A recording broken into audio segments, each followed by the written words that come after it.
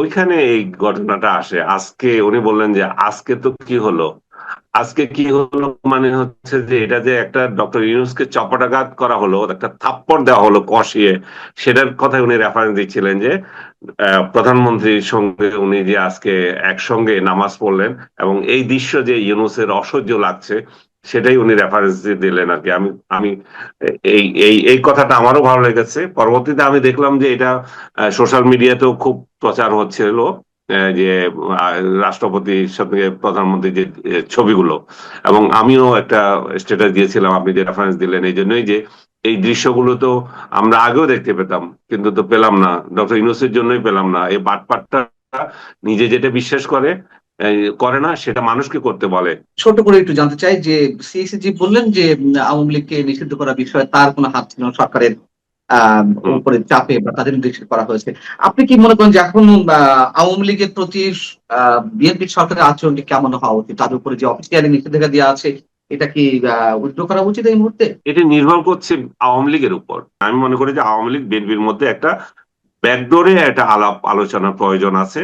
আমন্ত্রণ জানাচ্ছি প্রিয় দর্শক, মানচিত্রের নিয়মিত আয়োজন কথোপকথনে দীর্ঘদিন পর আমাদের রাষ্ট্রপতি এবং প্রধানমন্ত্রীকে একই সঙ্গে জাতীয় ঈদগাহ ময়দানে নামাজ আদায় করতে দেখলাম, ঈদের জামাতে। এবং যেটিকে কেন্দ্র করে সাবেক প্রধান উপদেষ্টা ডক্টর মোহাম্মদ ইউনূস নানান ভাবে সমালোচিত হচ্ছেন। যে বিষয়টি সামনে নিয়ে এসেছেন কারামুক্ত সাংবাদিক আনিস আলমগীর, তিনি বলেছেন যে এই বিষয়টি ডক্টর মোহাম্মদ ইউনূসও পারতেন সব ধরনের প্রতিহিংসার ঊর্ধ্বে উঠে ঈদের জামাতে রাষ্ট্রপতির সঙ্গে একসাথে কুশল বিনিময় করার বিষয়টি তিনি করতে পারতেন। পাশাপাশি তারেক রহমান কারামুক্ত সাংবাদিক আনিস আলমগীরকে শুভেচ্ছা জানিয়েছেন, তিনি নিজে ফোন দিয়ে। নিঃসন্দেহে এই বিষয়টিও সিগনিফিকেন্ট যে ডক্টর ইউনূসের সময় কারাগারে ঢুকতে হয়েছিল সাংবাদিক আনিস আলমগীরকে, এবং তিনি নিজেও সে রাষ্ট্রপতির সঙ্গে কুশল বিনিময় করেছেন রাষ্ট্রপতির আমন্ত্রণের পরিপ্রেক্ষিতে বঙ্গভবনে। এইসব বিষয় নিয়ে আমরা কথা বলবো, এর ভিতরে কোনো মেসেজ আছে কিনা সেই বিষয়গুলো জানার চেষ্টা করব। আমাদের সঙ্গে সেই বিষয়ে কথা বলার জন্য নিশ্চয়ই যুক্ত রয়েছেন সিনিয়র সাংবাদিক এবং কলামিস্ট আনিস আলমগীর। সাংবাদিক আনিস আলমগীর, আপনাকে স্বাগত জানাচ্ছি এবং শুরুতে ঈদ মোবারক। ঈদ মোবারক এবং আপনাকে এবং আপনার দর্শক যারা এখানে দেখছেন। এই সুযোগে সবার সঙ্গে আমারও ঈদ মোবারকের সুযোগ হয়ে গেল আর কি। জি, আমি শুরুতেই একটু জানতে চাই যে বিষয়ে আপনি নিজেও সামাজিক যোগাযোগ মাধ্যমে পোস্ট করেছেন আপনার ফেসবুক আইডি থেকে, যে ডক্টর ইউনূস ইচ্ছা করলে সব ধরনের প্রতিহিংসার ঊর্ধ্বে উঠে 2025-এর যে ঈদ, ঈদুল ফিতর, ঈদুল আজহা, সেইগুলোতে রাষ্ট্রপতির সঙ্গে একসাথে জামাতে নামাজ আদায় করতে পারতেন। কিন্তু আমরা জানি রাষ্ট্রপতি শাহাবুদ্দিন সাহেবকে ঈদগাহ নামাজ থেকে দূরে রাখা হয়েছিল এবং সার্বক্ষণিক নানান বিষয়ে তাকে যে ধরনের বিড়ম্বনার মুখোমুখি হতে হয়েছে সেই সব বিষয়ে আমরা জানি। কিন্তু এই যে সামাজিক অনুষ্ঠান, ধর্মীয় উৎসব, সেই সব জায়গায় আমরা প্রতিহিংসার একটা স্পষ্ট বার্তা দেখেছিলাম, যেটি খুব সহজভাবে আলাদা একটি বার্তা দিলেন তারেক রহমান। আহ আপনার মূল্যায়নটি এই বিষয়ে জানতে চাই, রাজনৈতিক যে বার্তাটি আমরা পেতে পারি। না, আমি তো অলরেডি বলেছি, আপনি যেটা রেফারেন্স দিলেন যে ডক্টর ইউনূস নিজে 25 সালের দুইটা ঈদ পেয়েছেন, মানে ওনার ওনার টেনিউরে উনি দুইটা ঈদ পেয়েছেন, ঈদ উল ফিতর, ঈদ উল আজহা। যে তারেক রহমান যে দৃশ্যটা দেখালেন, উনি নিচে বসেছেন, রাষ্ট্রপতি তার হয়তো বসে নামাজ পড়তে সমস্যা হয়, উনি চেয়ার নিয়ে বসেছেন। তো এই যে পাশাপাশি বসা এই দৃশ্যটা কত অসাধারণ দেখেন, এবং কোলাকুলি করছেন তাদেরকে। এটা কি ডক্টর ইউনূস দিতে পারতেন না? আমরা তো তার কাছে সেটাই চেয়েছিলাম, যে একটা ইনক্লুসিভ সোসাইটি হবে যেখানে হিংসা বিদ্বেষ থাকবে না। সেটা সেটা বাদ দিয়ে আমরা সামনে এগিয়ে যাব, শেখ হাসিনার কর্তৃত্ববাদী শাসনের বিরুদ্ধে আরেকটা জিনিস নজির স্থাপন করব। সেটা কিছুই তো হয়নি। ডক্টর ইউনূস এতটা ভণ্ডামি করলেন, এবং উনি এই রাষ্ট্রপতিকে তার ইয়েতে আসতে দিলেন না, নামাজ পড়তে পর্যন্ত আসতে দিলেন না। এটা কি হতে পারে যে বেটা নিজে নিজে নামাজ পড়ে না ঠিক মতো, এবং নামাজ কিভাবে পড়ে সেটাও জানে না? এর মানুষ দেখে এগুলো হাসছিল, যে আমি ডক্টর ইউনূসের কথা বলছিলাম, তার নামাজ পড়া দেখে যে লোকজন ট্রল করছিল, হাসছিল। সে আরেকজনকে নামাজ পড়তে দিতে আসছে না, কারণ তার প্রটোকল অনুযায়ী যে ডক্টর রাষ্ট্রপতির প্রটোকল অনেক বড় হবে এবং তাকে সেখানে ছোট দেখাবে। এবং এতটা ইত্রামি সে করেছে, 14 বার সে সফর করেছে বাইরে। যে এই এই যে সৌজন্যতা, যে একজন রাষ্ট্রপতির কাছে এসে দেখা করতে হয়, এই যে কালচার আমাদের আমার দেশে আছে, দেশে না রাষ্ট্রের আছে, এবং জানাতে হয় আপনি বাইরে কোথায় কি করে আসলেন, সেটা সে একদিনও জানায় নাই। সে রাষ্ট্রপতির কাছ থেকে শপথ নেওয়ার ক্ষেত্রে তার হালাল মনে হয়েছে, কিন্তু তার সাথে দেখা করাটা হারাম মনে হয়ে গেছিল। তার সাথে একদিন দেখা করা নাই, তাকে সম্মান দেয় নাই, তাকে কার্যত গৃহবন্দী করে রেখেছিল। আমার সাথে আপনি বলছিলেন যে রাষ্ট্রপতির সাথে আমার দেখা হয়েছিল। আমার কালকে দেখা হওয়ার একটা কারণ আপনাকে আমি বিশেষভাবে, এটা আমার আপনার দর্শকরা জানুক, এই যে লাইন ধরে প্রধানমন্ত্রী কিংবা রাষ্ট্রপতির সাথে যে দেখা করা, এই কালচারটা অবশ্যই ভালো। আমি যে একটা জিনিস আপনার সাথে শেয়ার করতে চাই, যে নর্মালি এই ধরনের প্রোগ্রামে আমি যেতে চাই না, যে সকালবেলা ঘুম থেকে উঠে দীর্ঘ লাইন ধরে শুভেচ্ছা জানানো, এটা আমার পক্ষে দাঁড়ানো। আমার একটা ব্যাক পেইন আছে, তো আমি এই জন্য দীর্ঘক্ষণ দাঁড়ানো পছন্দ করি না। কিন্তু রাষ্ট্রপতিকে, এই একটা ইনস্টিটিউশনকে গত 18 মাস যেভাবে অপমান করা হয়েছিল, সেই অপমানের একটা জবাব দেওয়ার জন্যই আমি শুধুমাত্র গিয়েছিলাম। এবং এই এই অপমান যাতে এবং ডক্টর ইউনূস যেটা করেছে সেটারই প্রতিবাদ হিসেবে আমি মনে করলাম যে না, আমার যাওয়া উচিত। আমি সকালেও আমার সিদ্ধান্ত ছিল না যাব, কিন্তু হঠাৎ করে আমার মনে হলো যে যায়, ওনার সাথে দেখা হয়ে আসে। উনি খুব আন্তরিক ভাবে আমাকে দাওয়াত দিয়েছেন। উনি আমাকে বললেন যে আপনার কথাবার্তা আমার খুবই পছন্দের, আমার দীর্ঘদিনের আকাঙ্ক্ষা ছিল যে আপনার সাথে আমার দেখা হওয়া। তারপরে জড়িয়ে ধরে ছবি টবি তুললাম আমরা কিছু, এবং ওইখানে এই ঘটনাটা আসে। আজকে উনি বললেন যে আজকে তো কি হলো, আজকে কি হলো মানে হচ্ছে যে এটা যে একটা ডক্টর ইউনূসকে চপটাঘাত করা হলো, একটা থাপ্পড় দেওয়া হলো কষিয়ে, সেটার কথা উনি রেফারেন্স দিচ্ছিলেন। যে প্রধানমন্ত্রীর সঙ্গে উনি যে আজকে একসঙ্গে নামাজ পড়লেন, এবং এই দৃশ্য যে ইউনূসের অসহ্য লাগছে, সেটাই উনি রেফারেন্স দিলেন আর কি। আমি আমি এই এই এই কথাটা আমারও ভালো লেগেছে। পরবর্তীতে আমি দেখলাম যে এটা সোশ্যাল মিডিয়াতেও খুব প্রচার হচ্ছিল, যে আহ, রাষ্ট্রপতির সঙ্গে প্রধানমন্ত্রীর যে ছবিগুলো। এবং আমিও একটা স্ট্যাটাস দিয়েছিলাম আপনি যে রেফারেন্স দিলেন, এই জন্যই যে এই দৃশ্যগুলো তো আমরা আগেও দেখতে পেতাম, কিন্তু তো পেলাম না, ডক্টর ইউনূসের জন্যই পেলাম না। এই বাটপারটা নিজে যেটা বিশ্বাস করে করে না, সেটা মানুষকে করতে বলে। সে জিন্দিগিতেও কর দিতে পছন্দ করে না, কিন্তু করের জন্য আবার অন্যের বিরুদ্ধে মামলা করে। আপনি তো জানেন 666 কোটি টাকা জনগণের টাকা মেরে দিয়েছে। আমি জানি না এগুলোর পরবর্তীতে কি হবে, বর্তমান সরকার এগুলো উদ্ধার করবে কিনা। আমি একটু চপেটাঘাতের বিষয়ে আসি। আহ, রাষ্ট্রপতি নিজে বলছিলেন, আপনার সঙ্গে শেয়ার করছিলেন যে প্রধানমন্ত্রী তারেক রহমানের সঙ্গে জাতীয় ঈদগাহ ময়দানে যে ঈদের নামাজ আদায় করলেন রাষ্ট্রপতি, এটি ডক্টর মোহাম্মদ ইউনূস নিঃসন্দেহে ভালো চোখে নিক আর না নিক তাতে আমাদের কিছু যায় আসে না, তবে তিনি নিশ্চয়ই অন্তর্জালায় ভুগছিলেন, সেই কথাটাই সম্ভবত রাষ্ট্রপতি আপনাকে মনে করিয়ে দিয়েছেন। ওই সম্ভবত বিষয়টিকে আরেকটু। মনে করে দিয়েছেন আমাকে। হ্যাঁ, সরি। সম্ভবত নয়, উনি মনে করে দিয়েছেন সেটা। উনি উনি স্পষ্ট করে আচ্ছা, না বললেন আপনাকে মনে করে যে দিয়েছি, ঠিক আজকের আছে। দৃশ্যটা কেমন লাগছে। ওই ল্যাঙ্গুয়েজটা কি আপনি একটু অডিয়েন্সের জন্য বলবেন, আমাদের যারা দর্শক, যে রাষ্ট্রপতির বক্তব্যটা আমার কেমন আমার ছিল? আমি ওনাকে ওনাকে কোটেশন, আমার এটা তো পার্সোনাল কথা আচ্ছা। করা ভালো হবে না, তবে আপনি ধরে নেন যে ওর মিনিং হচ্ছে যে ইউনূসকে বড় ধরনের একটা থাপ্পড় দেওয়া হলো আজকে। এটাই আমাদের দুর্ভাগ্য যে একজন সরকার প্রধান কেন ওই দেশের রাষ্ট্রপ্রধানের সঙ্গে অন্তত সৌজন্যমূলক আচরণটুকুও করবেন না। মানে আমরা জানি যে বিএনপি আওয়ামী লীগের সময় যে রাজনৈতিক প্রতিহিংসা, রাজনৈতিক দূরত্ব, কিন্তু এই ধরনের যে গ্রাম্য সতীনের মতো আচরণ, এইগুলো তো আমরা করতে দেখিনি, তাই না? আমরা সাবেক হুম। প্রধানমন্ত্রীকে দেখেছি। কোকো যখন মারা গেলেন, খালেদা জিয়ার, সাবেক প্রধানমন্ত্রী খালেদা জিয়ার দ্বিতীয় সন্তান বা ছোট সন্তান, তখন তিনি সম্মান জানাতে গেলেন। অথবা বিএনপির পক্ষ থেকে নানা ধরনের সৌজন্যমূলক আচরণ করা হয়েছে শেখ হাসিনা পরিবারের যে কোনো অনুষ্ঠানে, আমরা দেখেছি। কিন্তু এই ন্যূনতম সৌজন্যতা বোধগুলো কেন থাকবে না? রাষ্ট্রীয় আচারগুলো পালন করতে আমাদের বাধা কোথায়? সেই জায়গা থেকে আমি আপনাকে যদি প্রশ্ন করি, আপনি ডক্টর মোহাম্মদ ইউনূসের নামাজ প্রসঙ্গে প্রশ্ন তুলছিলেন।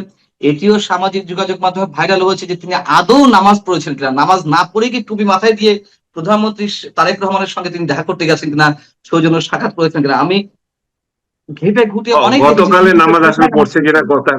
কথা, গতকাল তো কোথায় নামাজ পড়ছে সেটা তো কেউ দেখেন না। দেখেন, নামাজ কলমা এগুলো তার ব্যক্তিগত ব্যাপার, এগুলো নিয়ে আমার কথা বলার কিছু নাই। সে নামাজ পড়ে কি না পড়ে, আমি রেফারেন্স দিয়েছিলাম যে যখন রাষ্ট্রপতির সাথে যখন নামাজ পড়ছিলেন আর কি, তখনকার বিষয়টা, যে তখন একটা হাস্যকর ভাবে ওই রাষ্ট্রপতির সাথে বলতেছি, ওই যে সে নিজে যে রাষ্ট্রপতিকে বাদ দিয়ে নামাজ পড়ছিল, এই যে উল্টাপাল্টা নামাজ পড়ছিল, ওইগুলো তখন ভাইরাল হয়ে গেছিল যে নামাজ কিভাবে পড়তে হয় সেটাও জানে না, অথচ রাষ্ট্রপতিকে নামাজ পড়তে দেয় নাই।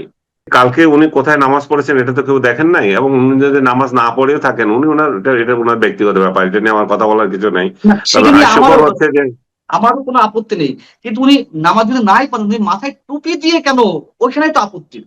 যে আমি নামাজ পড়লাম না, নামাজ না পড়ে যদি টুপি মাথায় দিয়ে শো অফ করি, সেটা তো নিশ্চয়ই আপত্তির। আমি আমি এগুলো নিয়েও কিছু বলবো না, কারণ এগুলো ব্যক্তিগত জীবন যাপন তার আলাদা। আমি তো শুধু তার রাষ্ট্রীয় আচার আচরণ নিয়ে কথা বলবো, যে ভন্ডামি নিয়ে কথা বলবো, বিশ্ব বাটপারি নিয়ে কথা বলবো। তাকে বিশ্ব বাটপার বলছে এই জন্যই যে সে যেটা করে গেছে 18 মাসে, সেই বাটপারি গুলো নিয়ে কথা বলবো। বাট তার ব্যক্তিগত আচার আচরণ, তার যৌন জীবন, তার ব্যক্তি জীবন, সে কিভাবে থাকে, কি করেছে, এগুলো নিয়ে নানা কথা উঠছে এখন। আমি এগুলো নিয়ে কোনো মাথা ঘামাতে চাই না। আমি একটু প্রধানমন্ত্রীর ফোনের বিষয়ে আসতে চাই। যদিও সেগুলো ব্যক্তি পর্যায়ে কথাবার্তা, তারপর মানুষের আগ্রহ থাকতেই পারে যে ডক্টর ইউনূস সরকারের সময় যেই মানুষটি কারাভোগ করলেন, বিএনপি সরকারের সময় বেরিয়ে এলেন, আমি নিশ্চয়ই নিশ্চয়ই আপনার কথা বলছি। সেই আপনাকে প্রধানমন্ত্রী তারেক রহমান ফোন দিলেন। এর মধ্য দিয়ে আমরা কি কোনো বিশেষ বার্তা পেতে পারি? আমার কাছে মনে হয় এটা অ্যাবসলিউট সৌজন্যতা। উনি উনি যে সামনে আগাতে চান, উনি যে ঐক্যবদ্ধ সমাজ চান, উনি যে ঈদের দিন যে দৃশ্য উনি জাতীয় ঈদগাহ মাঠে যেটা দেখিয়েছেন, ইভেন ইভেন ডক্টর ইউনূস তার ওইখানে যে গিয়েছেন, সেটাও তো উনি সাদরে নিয়েছেন। তার মানে হচ্ছে যে উনি একটা ঐক্যবদ্ধ সমাজ চান, উনি আসলে একটা ইনক্লুসিভ সোসাইটি চান, যেটা আমরা দীর্ঘদিন থেকে আশা করছি এবং যেটার কথা বলছি। এই ইনক্লুসিভ সোসাইটিটা আরো ভালোভাবে হয়ে যেতে পারতো যদি নিষিদ্ধ করে যে এই সমস্ত রাজনৈতিক দলকে রেখেছে তাদের সঙ্গেও যদি উনার একটা বোঝাপড়া হয়। কারণ হচ্ছে যে আমরা এক দলকে এজিটেশনে রেখে, এক দলকে রাস্তায় রেখে, অখুশি রেখে এই হাঙ্গামার একটা রাজত্ব আমরা চাই না। আমরা কিভাবে ঐক্যবদ্ধ হবে, কিভাবে তাদের মধ্যে সংলাপের মাধ্যমে কিভাবে দেশটা এগিয়ে যাবে, আমরা সেটা চাই। আমরা এটা চাই না যে আওয়ামী লীগ ক্ষমতায় নাই এবং আওয়ামী লীগ যখন ক্ষমতায় ছিল সুখের নহর বয়ে গেছে এই দেশে, সেটাও তো আমরা বিশ্বাস করি না। আমরা চাই ক্ষমতায় যেই থাকুক, দেশটা শান্তিতে থাকুক, দেশটা কিভাবে এগিয়ে যাবে সরকার এবং বিরোধী দল একসঙ্গে মিলে যাতে সামনে এগিয়ে যেতে পারে। আমি মনে করি যে আমাকে যে ফোন করেছেন এটা অ্যাবসলিউট সৌজন্যতা। উনি আমার ব্যক্তিগত খোঁজ খবর নিয়েছেন, স্বাস্থ্যের খবর নিয়েছেন। উনি একটা কথা উল্লেখ করেছেন যে আমি নিজেও সেই এই অভিজ্ঞতার অংশীদার। তার মানে হচ্ছে যে 111-এ ওনাকে যে জেল খাটানো হয়েছিল, সেটাই উনি আমাকে স্মরণ করিয়ে দিলেন, বলে যে আমি নিজেও তো এইটা এক্সপিরিয়েন্সের মধ্য দিয়ে এসেছি। তো এবং আবার দেশ কিভাবে চলবে সে দুই একটা কথা হয়েছিল, ভেরি পার্সোনাল, এগুলো আমি সবগুলো শেয়ার করতে চাই না। বাট এইটুকু ওভারঅল বলতে চাই যে উনি চান যে আমরা যাতে দেশটা এবং সব সব মহল যাতে সামনের দিকে এগিয়ে নেওয়ার ক্ষেত্রে সহযোগিতা করেন সরকারকে, এবং ওনারাও ওইভাবে দেখবেন। আমি ওনাকে আরেকটা কথা স্পষ্টভাবে বলেছি, আমি আপনার ভালো কাজের প্রশংসা করি, এবং 5 আগস্টের পর থেকে আপনার মধ্যে যে পরিবর্তন, আপনার মধ্যে যে স্টেটসম্যান সুলভ আচরণগুলো, এগুলো আমি আমি এটা ফ্যান। এখন আমার কাছে একটু ভালো লাগে, এবং আমি চাই যে সামনেও আপনি এভাবে এগিয়ে যাবেন। কিন্তু আপনার যদি কোনো খারাপ কাজ হয় তার সমালোচনা করব। উনি বললেন যে অবশ্যই করবেন, আপনারা কেন সমালোচনা করবেন না, সমালোচনার জায়গা তো আছেই। আমি যদি খারাপ কাজ করে দেখিয়ে দেবেন, উনি এইটাও সোজা এই সৌজন্যটুকু উনি বলেছেন, দেখিয়েছেন আর কি। সিইসি আমাদের নাসিরুদ সাহেব, আমাদের চারগাঁইয়া লোক, উনি এমন একটা সুন্দর নির্বাচন করেছেন, কিন্তু আমি ওনার ছবি একটা পোস্ট করেছি, অনেকে গালাগালি করছেন ওইখানে যে এই লোকটার সাথে আপনি কেন দিলেন ভাই। এই লোকটার সাথে আমার সৌজন্যতার বিষয় হচ্ছে ব্যক্তিগত সম্পর্ক তো আমরা সমালোচনা করব তার রাষ্ট্রীয় জীবনের কাজকর্ম নিয়ে, ব্যক্তিগত আহ অসম্মান তো আমরা কাউকে করতে পারি না। উনি চিটং এর লোক, উনাকে আমি চিটং সমিতির একসময় কর্মকর্তা ছিলাম। সো ঢাকায় যে চিটং সমিতি আছে, তো সেই হিসাবে ওনার সাথে আমার ওইখানে দেখা পরিচয়, এবং কালকেও আমার সাথে ওনার যে কথা হলো সেই সৌজন্যতার ভিত্তিতে কথা হলো। যেহেতু আমি জেলে ছিলাম, এই নির্বাচন নিয়ে আমি কিছু দেখতে পারিনি। আমার যে সমস্ত দু একটা প্রশ্ন ছিল সেগুলো আমি বললাম, শুধু আমি ওনাকে স্পষ্ট করে বললাম আপনার সঙ্গে বা অন্য কারোর সঙ্গে আমি যতদিন টকশো করেছি, ইউনূসের নির্বাচন নিয়ে অনেকে সন্দেহ ছিল। আমি বলেছি যে নির্বাচন কি হবে, কখন ইউনূস দিতে চাচ্ছে না, সেটাতে আমার কোনো সন্দেহ নাই। কিন্তু ইলেকশনটা যে কন্ডাক্ট করার ক্ষেত্রে যে নাসির সাহেব যে ভালো ভূমিকা রাখবেন সেটাতে আমি শিওর, কারণ উনাকে আমি চিনি। উনি উনার একটা প্রিন্সিপাল আছে, কালকে সেটা আমি আবার ওনাকে স্মরণ করিয়ে দিলাম। উনি বললেন যে আমি যথাসাধ্য চেষ্টা করেছি আমার মতো করার জন্য, এবং আমি মনে করি যে আমি আমি আমার মতো করতে পেরেছি। আমি বললাম যে ইলেকশন ইঞ্জিনিয়ারিং এর অভিযোগ উঠেছে, সেটা নিয়ে আপনার মতামত কি? বলে যে এটা দুই দলই আমাকে অভিযুক্ত করছে। আমি আমি বিশেষ করে একটা নির্বাচন নিয়ে আমি একটু বিস্ময় প্রকাশ করেছি, ঢাকায় নাহিদ কিভাবে জিতে। কারণ নাহিদের সাথে একটা শক্ত প্রতিদ্বন্দ্বী ছিল। উনি বললেন যে বিএনপি যে জায়গায় একটুখানি নাম উল্লেখ না করে উনি বললেন যে একটু ভুল করেছে, যেটা প্রবাসী ভোটারদেরকে তারা গুরুত্ব দেয়নি। প্রবাসী ভোটারদের বেলায় অন্যেরা খুব ভালো ইয়ে পেয়েছে। আর সেকেন্ড, উনি আরেকটা কথা বললেন যে আহ, আওয়ামী লীগের প্রসঙ্গে আমি জিজ্ঞেস করলাম আওয়ামী লীগকে কেন উনি নিষিদ্ধ করলেন। আওয়ামী লীগকে নিষিদ্ধ করা তো ঠিক হয়নি। উনি বললেন যে দেখেন, এটা আমার হাত ছিল না, এটা পুরোপুরি সরকারের একটা নির্দেশনা ছিল, সরকারের নির্দেশনা অনুযায়ী আমাদেরকে এখানে অ্যাক্ট করতে হয়েছে। এই এই ব্যাপারে আমার ইয়ে নাই। তবে আওয়ামী লীগ তো নির্বাচনে এমনি আসতো না। আসবে কি আসবে না সেটা তো অনিশ্চয়তা ছিল। আর দ্বিতীয়ত হচ্ছে যে আওয়ামী লীগ শেষ পর্যন্ত ডিসিশন নিয়েছে যে একটা রাজনৈতিক দলকে ভোট দেবে। উনি নাম উল্লেখ করলেন না আর কি, উনি বিএনপির কথাই বুঝাতে চাইলেন। যে আমি বললাম যে বিএনপির কথা বলে, হ্যাঁ বিএনপি কে শেষ পর্যন্ত তারা বিএনপি কে ভোট দিল, এবং পুরো আওয়ামী লীগ বিএনপি একসাথে ইলেকশন ইলেকশন বলা যায়। যে মানে বিএনপি মানে নিঃসন্দেহে আওয়ামী লীগের ভোট পেয়েছে, সেটা উনি মিন করলেন। আর জামাতে ইসলাম ভোট পাওয়ার ক্ষেত্রে উনি যেটা মিন করলেন, প্রবাসীদের প্রতি উনি গুরুত্ব দিয়েছে। প্রবাসী ভোট, ব্যালট ব্যালট পেপারে যে সমস্ত ভোট, সেগুলোর ক্ষেত্রে হয়তো ভূমিকা রেখেছেন। ভেরি ফ্র্যাঙ্কলি এগুলো আমার বলাও ঠিক না, এগুলো একান্ত আমি তো ওনাকে ওনাকে ইন্টারভিউ করি নাই। যে আমি আমার সাথে যেটুকু কথা হয়েছে ঠিক সেটা আছে। আমি শেয়ার করছি, এবং এটা আমি পার্সোনাল আমি কথা শেয়ার আপনার কাছে করাও একটু ঠিক না। জানতে চাচ্ছি, ছোট করে একটু জানতে চাই যে সিএসি বললেন যে আওয়ামী লীগকে নিষিদ্ধ করার বিষয়ে তার কোনো হাত ছিল না, সরকারের আহ হুম। উপরে চাপে বা তাদের নির্দেশে করা হয়েছে। আপনি কি মনে করেন যে এখন আওয়ামী লীগের প্রতি বিএনপি সরকারের আচরণটি কেমন হওয়া উচিত? তাদের উপরে যে অফিসিয়ালি নিষেধাজ্ঞা দেওয়া আছে, এটা কি উইথড্র করা উচিত এই মুহূর্তে? এটা নির্ভর করছে আওয়ামী লীগের উপর। আওয়ামী লীগ যদি প্রতিদিন তারেক জিয়া এবং বিএনপি কে গালাগালি করে, এবং আওয়ামী লীগের শীর্ষ নেতারা যদি মনে করে যে ডক্টর ইউনূস এবং তারেক জিয়া সরকার একই রকম, তো তাহলে তারাও তো ভালোভাবে নেবে না বিষয়টা। আমি আওয়ামী লীগের শীর্ষ নেতৃত্বকে অনুরোধ করব যে তারা যাতে তাদের লাগামটা ঠিক করে। কারণ তাদের এই লাগামের জন্য শত শত নয়, হাজার হাজার আওয়ামী লীগের কর্মী জেলে পড়ে আছে। এই জেল থেকে নিরীহ লোকগুলো কিভাবে বের হবে আওয়ামী লীগের সেটাতে দৃষ্টি দেওয়া উচিত। আওয়ামী লীগ একটা পয়সা খরচ করছে না ওদের ইয়েদের জন্য, যে সমস্ত লোকজন জেলে আছে। আওয়ামী লীগ জামাত থেকে তো শিখতে পারে। জামাত প্রতিটা কর্মী যদি জেলে যেত, তার পরিবারের দায়িত্ব নিত। এবং এখানে পরিবারের দায়িত্ব দূরে থাক, আপনার নিজে নিজে তাদের কোনো খবরই নিচ্ছেন না আপনি। এবং তারা একটার পর একটা মামলা খাটছে, এবং জামিন পেয়ে আবার জামিনের শিকার মানে ইয়ের শিকার হচ্ছে, আবার পিডাব্লিউ শিকার হচ্ছে। জেল গেটে আরেকটা জামিন দিয়ে দিছে। আমি কয়েকদিন আগেও আমার এক সহকর্মীর কথা বলছিলাম, সহকর্মী মানে আমার সহকর্মী না, আমার মানে জেলমেট, আমার রুমমেট যেটি ছিল, তার বিরুদ্ধে 7টা মামলা হয়েছে। 5টাতে সে ইয়ে পেয়েছে, তারপরে 2টা অজ্ঞাতনামা দিয়েছে। আমি কালকে শুনলাম যে আরো একটা অজ্ঞাত, এবং সেই 2টা যখন জামিন হয়ে গেছে আরো একটা অজ্ঞাতনামা মামলা দিয়েছে। সে সায়েন্স ল্যাবরেটরির এক কর্মকর্তা, এবং সেখানকার শীর্ষ কর্মকর্তার মানে আক্রোশের শিকার হয়ে আছে। এর সাথে সম্পর্কই নাই, এই সরকারেরও কোনো সম্পর্ক নাই, গত সরকারেরও কোনো সম্পর্ক ছিল না। তো এরকম শত শত হাজার হাজার কর্মীরা জেল গেটে পড়ে আছে। আওয়ামী লীগের শীর্ষ নেতারা যাদের যাদের কোটি কোটি টাকা চুরিদারি করেছিল, এরা তো ওদের পিছিতে টাকা পাঠাতে পারে যে ওইখানে যে অন্তত ঠিক মতো খাওয়া দাওয়া করতে পারে। আওয়ামী লীগ তো এগুলো সেটা কিছুই আমি করে না। নিজেও দেখে এসেছি। আওয়ামী আমি লীগ যখন বড় কারাগারে আমার শেষ ছিলাম করতে দেন, নিজেও আওয়ামী লীগ দেখেছি। বড় বড় কথা বলবে, আর তাদেরকে তাদেরকে তাদের ইয়ে প্রত্যাহার করবে। এই ইয়ের নিষিদ্ধ করাটা, আওয়ামী লীগ যদি সত্যিকার অর্থে চায়, তাহলে আওয়ামী লীগের আচরণগুলো ঠিক করা দরকার।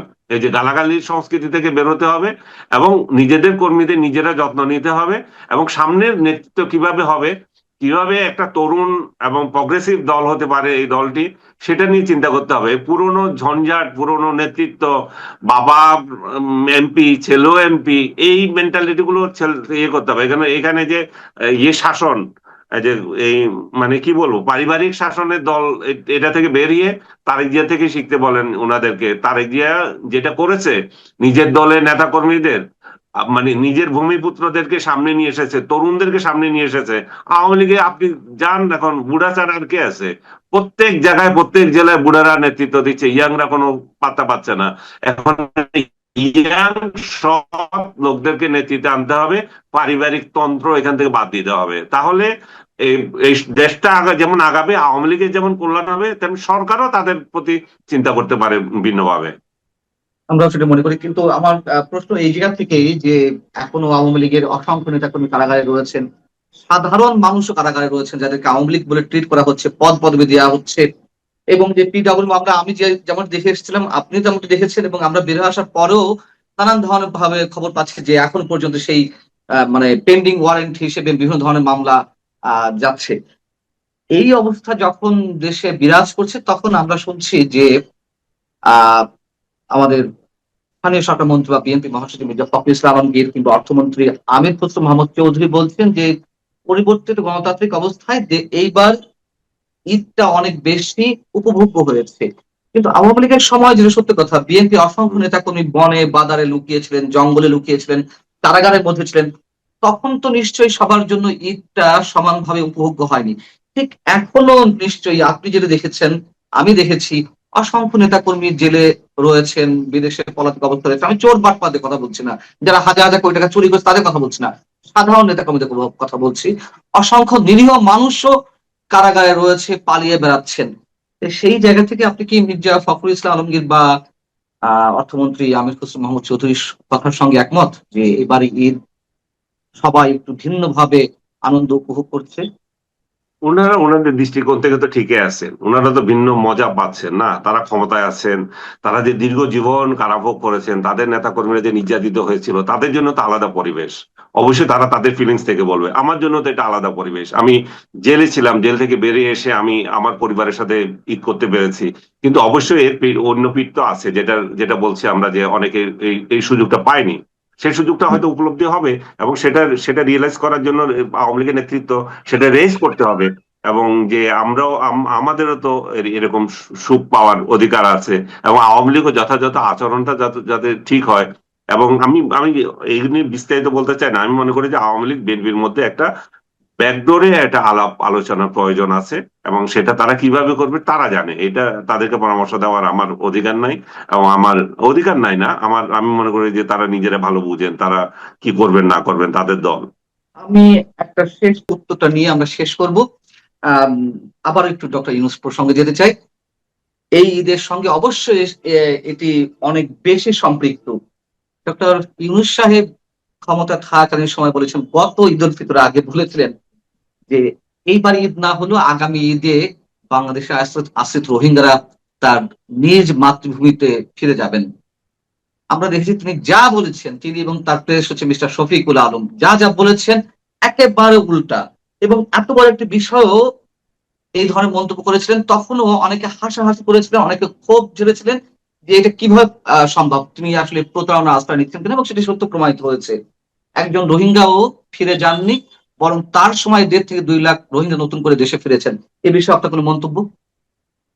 না, এটা তো আমি তখনও বলেছিলাম, আমার একটা কবিতা আছে, লিখে দেব সমগ্র বাংলাদেশ, এটা একটা প্রেমিকার উদ্দেশ্যে ছিল, যে আচ্ছা। ভালোবাসার প্রেক্ষিতে বাংলাদেশ লিখে দেবো। আমি তখন ওই কবিতাটা শেয়ার করে বলেছিলাম যে ইউনূস যে আজকে বলল যে এরা এদেরকে ওই দেশে পাঠিয়ে দেবে, এবং আগামী মুহূর্তে ঈদ করবে, মানে আমি বদ্দা ডাকতাম তাকে তখন, এখন তো বাটপার ডাকি। তো বললাম যে বদ্দা যে যদি এটা সফল হয়, তাহলে আমি সমগ্র বাংলাদেশ তার নামে লিখে দেব। তো বদ্দা সফল হয় নাই, আমার বাংলাদেশ লিখে দেওয়ার কোনো প্রয়োজন নাই আর কি। তো এই বাটপার নিয়ে আর কথা বলতে চাই না, সে প্রতিটা কাজ তার, মানে আসলে সে কিভাবে যে আমাদের, মানে বাইচান্স আমাদের ক্ষমতায় চলে এসে, আসলে আমাদের কোনো লোক ছিল না, যে এমন একটা পরিস্থিতিতে আমরা বাধ্য হয়েছি যে তাকে আমাদের রাষ্ট্র ক্ষমতায় বসানোর জন্য। কিন্তু রাষ্ট্র ক্ষমতায় রাষ্ট্র চালানোর মতো তার ন্যূনতম যোগ্যতা নাই। সে স্বজনপ্রীতি, ডাস্টবিন সংস্কৃতি, এগুলা চালু করে দিয়ে গেছে। আর বড় কথা, এবং সংস্কার, তথাকথিত সংস্কার বের করেছে, এই সংস্কার এমন আবার অন্যেরা মানার জন্য পার্লামেন্টে আবার হাঙ্গামা হচ্ছে। যেই জিনিস ডক্টর ইউনূস বাটপার নিজেই বিশ্বাস করে না, সেটা আবার জাতিকে কেন কিভাবে গিলাবে এখন, তাই না? এগুলো তো বিরাট কোশ্চেন এখন। দেখি সামনে এটা কিভাবে সমাধান হয়। অনেক অনেক ধন্যবাদ সাংবাদিক আনিস আলমকে আমাদেরকে সময় দেওয়ার জন্য। আপনি ভালো থাকবেন, দর্শক আপনারা ভালো থাকবেন যারা শুনছিলেন। আবার ঈদ মোবারক।